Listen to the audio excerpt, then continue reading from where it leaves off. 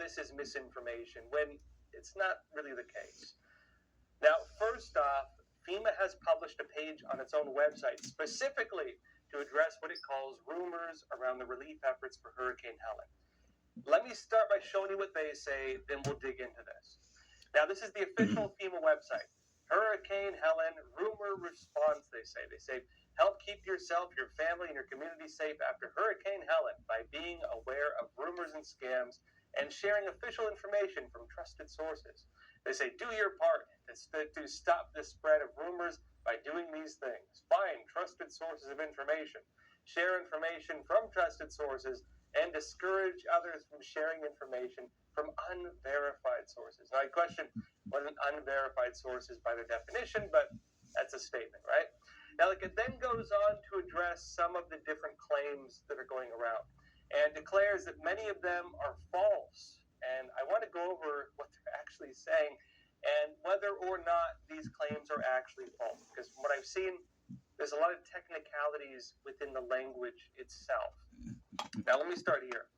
This is FEMA's website. They say, rumor, the FAA is restricting access to the airspace for Helen rescue and recovery operations. They say, fact, the FAA is not restricting access for recovery operations. And they say the FAA is coordinating closely with state and local officials to make sure everyone is operating safely in very crowded and congested airspace. Now, look, in my take, as a journalist who's been doing this for, since 2006, you learn to start reading legalese the way that oftentimes through very minor changes in language, they can declare that something is true or false. The important part within that fact check is where they say they're working with officials to, quote, make sure everyone is operating safely in very crowded and congested airspace. And they also say the FAA is, quote, not restricting access for recovery operations. Now, what are they actually saying here, at least in my take? Now, I've seen some mixed claims on this. There actually have been a lot of people posting videos on X or YouTube where you have pilots who are saying, helicopter pilots who are saying they were blocked from carrying out relief efforts. Many others have actually been using their helicopters to help. And so it is actually mixed. You do have some who say they've been blocked. You do have some who are actively helping them using their helicopters. And what it looks like is that it changes from place to place, different locations at different standards. Some of them are dealing with more crowded airspace. And I think that's the key word here, is they're dealing with crowded airspace, and some areas are restricting it for that reason, at least according to them. Especially, I think, when you get to some of the more remote areas, that seems to be one of the big issues. Now, one of the big claims, though, I think one of the biggest ones going around, is that FEMA is out of money for disasters, and that FEMA was giving hundreds of millions of dollars, in fact, $1.4 billion for the last few years, to house illegal immigrants and feed them and take care of them. And a lot of Americans feel right now that, well, have illegal aliens been treated better than American citizens? Yeah. Well, on FEMA's side, this is what they're saying. They say FEMA does not have enough money. This is the rumor they say. FEMA does not have enough money to provide disaster assistance for Helen. They say, fact, FEMA has enough money right now for immediate response. That's the important keywords here. And recovery needs. They say if you were affected by Helen, do not hesitate to apply for disaster assistance, as there is a variety of help available for different needs. Now, look, they honestly kind of shot themselves in the foot on this one.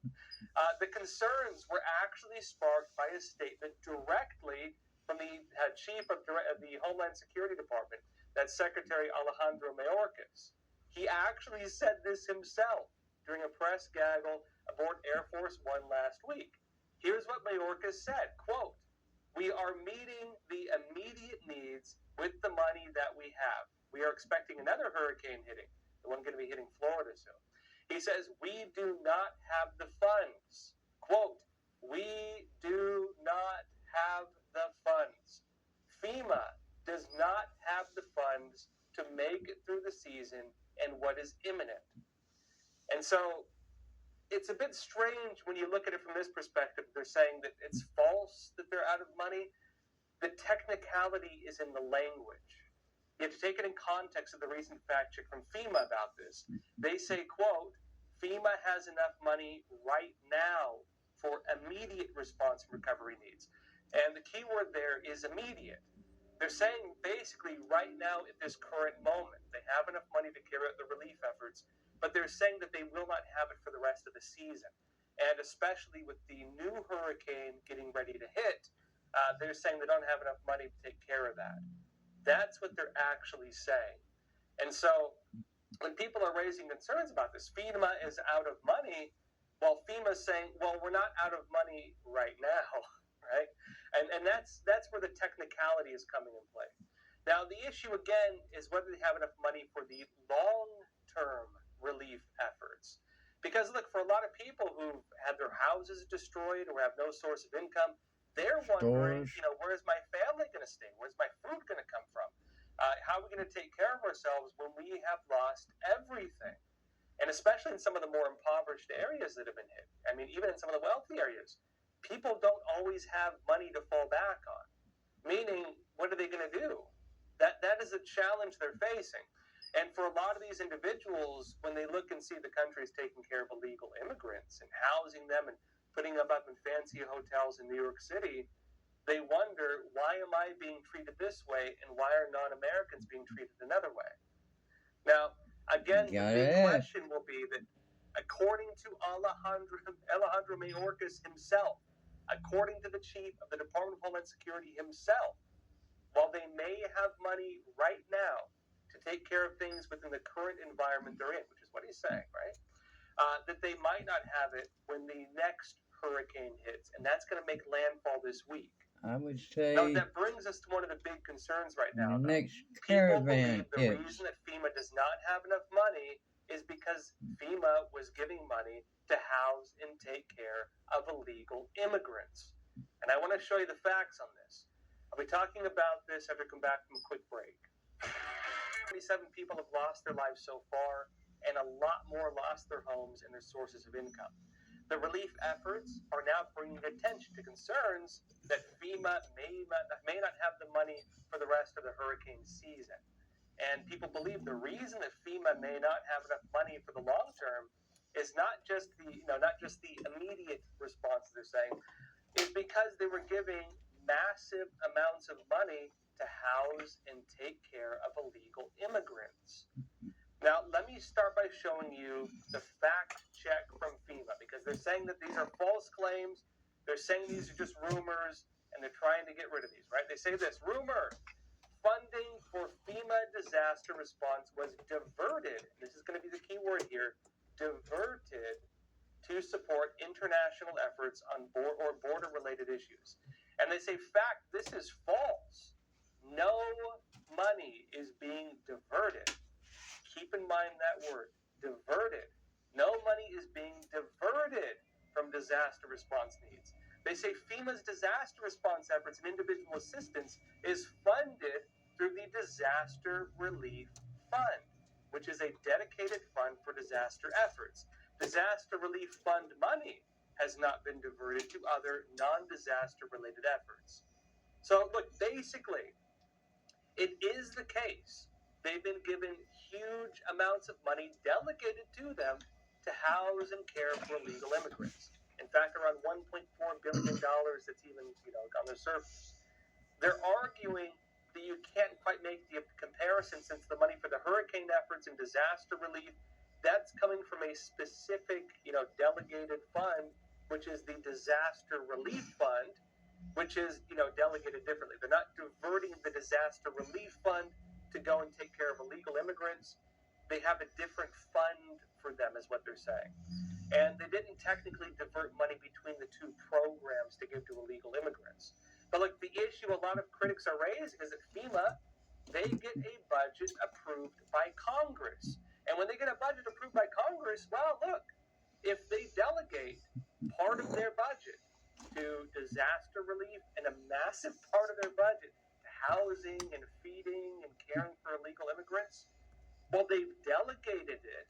You could argue they didn't divert it, but they delegated it. And that's the argument here. Now, look, this this has brought a huge amount of attention to the amount of taxpayer money that has in fact been used to support illegal immigrants. And look, let me show you a few of the examples that have been going around. And I'm not just going to pull some random rumors. These are from the official FEMA website and the official website of the Department of Homeland Security. Here's FEMA from March of 2021.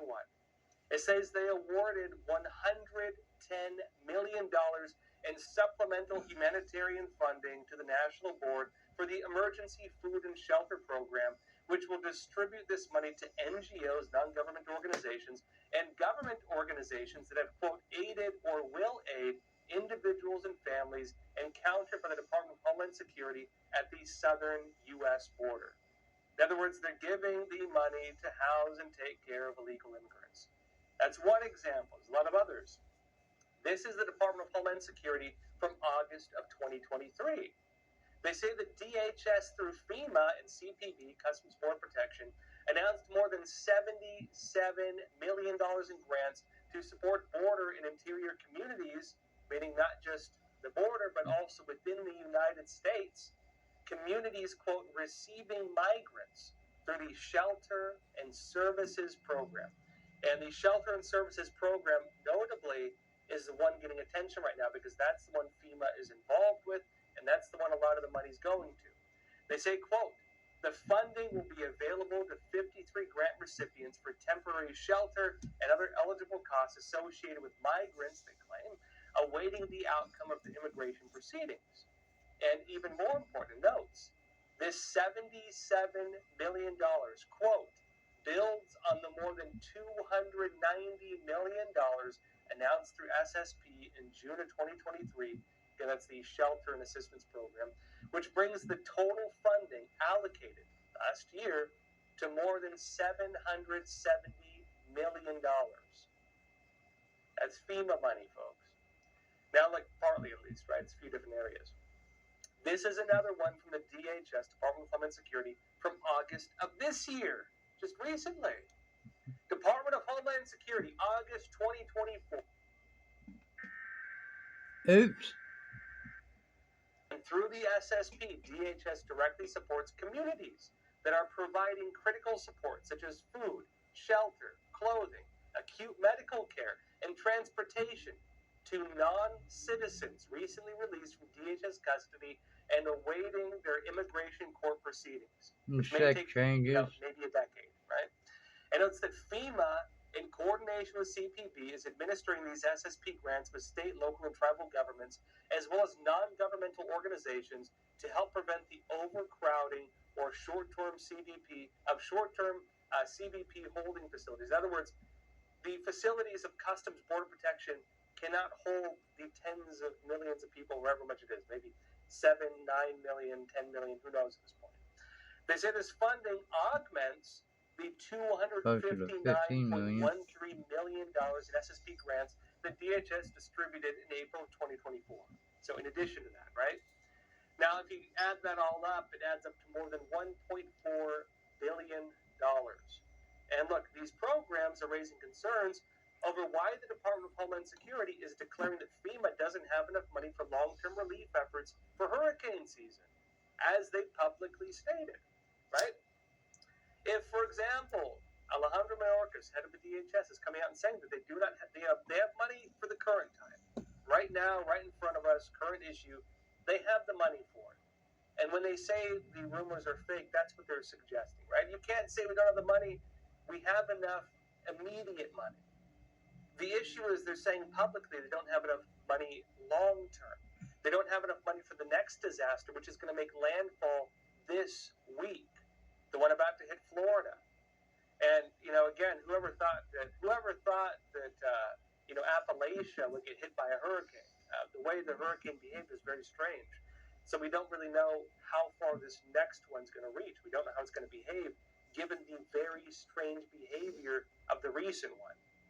But look, even beyond the issue of budget allocation and so on, it's causing a lot of people to compare the types of services being given to Americans who are right now suffering from disaster to the types of services being given to people who have illegally entered the country. And why are we paying upwards of $700 million a year to pay for their transportation, their medical care, their food, their clothing, and their housing? Should we be giving these types of services to anybody, let alone people who have illegally entered the United States? Again, that is the big issue being raised, and especially when it's being contrasted with American citizens who are suffering. That is what's making people angry. I would actually argue a lot of the discontent right now is not so much about whether the money was delegated or diverted, right? Which is the technicality it's on right now. But the fact that the money's being spent on it in the first place. Because Americans are saying, well, look, you will, delegate $1.4 billion to that. Why didn't you delegate that to the disaster relief program so you have enough money to get through hurricane season? Diverted or not, that's not the issue. The fact that you even spent it on that when it could have been used for Americans, that is the argument. And that's why a lot of people are very unhappy right now. Now, look, it's in the context of that money for illegal immigrants that people are looking at what is being provided to Americans who have been affected by the hurricane. And look, one of the big claims going around is that Americans who have survived the disaster, right, while we're watching illegal immigrants get free housing and five-star hotels, fancy hotels in New York City, and free food and clothing and everything else being provided to them, that American citizens who have survived disaster are only getting $750. That's one of the big claims going around. Now, on that, let me start by showing you what FEMA says. They say this on their fact check. They say, rumor, FEMA will only provide $750 to disaster survivors to support their recovery. And they say, fact, this is false. This is a type of assistance that you may be approved for soon after you apply, called Serious Needs Assistance. It is an upfront, flexible payment to help cover essential items like food, water, baby formula, breastfeeding supplies, medication, and other emergency supplies. It says there are other forms of assistance that you may qualify for to receive, and Serious Needs Assistance is an initial payment you may receive while FEMA assesses your eligibility for additional funds. As your application continues to be reviewed, you may still receive additional forms of assistance for other needs, such as support for temporary housing, personal property, and home repair costs. Look, again, the $750 thing, they kind of shot themselves in the foot like that because that was actually in the initial statements. In fact, some of the initial first statements, that's what they said, right? And so people, when they heard that, they're like, okay, that's all we get? What the heck? People are also looking to Hawaii, which you remember they had the fires in Maui, where the same thing basically happened. People whose homes were destroyed in the fires, what do they get? Well, $750. A lot of them claim they didn't get much after that. And so, it is a concern. The problem is this, basically, right? The technical distinction is that Americans can technically get additional assistance, including for temporary housing, home repair, and other things, but they have to apply for it and go through kind of the process and then get approved, and there needs to be a review thing. So there's a lot of bureaucracy involved, right? Whereas a lot of people, when you're in the midst of a disaster, you need help right away. And so when people hear they're getting $750 just up front and they may not believe that covers their needs, people, I think, are naturally going to be very angry. And again, the other question, too, is that, well, will they actually be eligible for those programs? And when they hear the other statements that, yes, there's enough money for the immediate relief, but not for long-term relief, the long-term relief is typically going to be, the repairs and the costs of homes and all those other things. And so when they're being told you get this initial money, but long-term you need to apply for things, and they're being told that there is not enough money long-term, that is when people naturally get very concerned about it. Again, the technicality here is that technically you can apply for additional support. And again, there needs to be a review process, and maybe Americans will be delegated some of that. I think there's going to be a very strong and very rough discussion coming up soon over whether we should maybe divert some of that money for illegal aliens to American citizens. Maybe some of that money should be diverted, right? And I think actually you're going to be hearing a lot of that. In fact, Representative Gates right now is calling for investigations into that. Because, here's the question. Americans are suffering from disaster. There's not enough money for American citizens long term, not short term, right? Which is what they're saying. Long term. They say money has not been diverted from the $1.4 billion they've given to illegal immigrants to house and feed and take care of them. But should we divert that money for illegal immigrants to help Americans? That's going to be the question. Well, everyone, that's all for tonight. Thank you for joining us. And as always, please take care of yourselves, stay informed, stay free.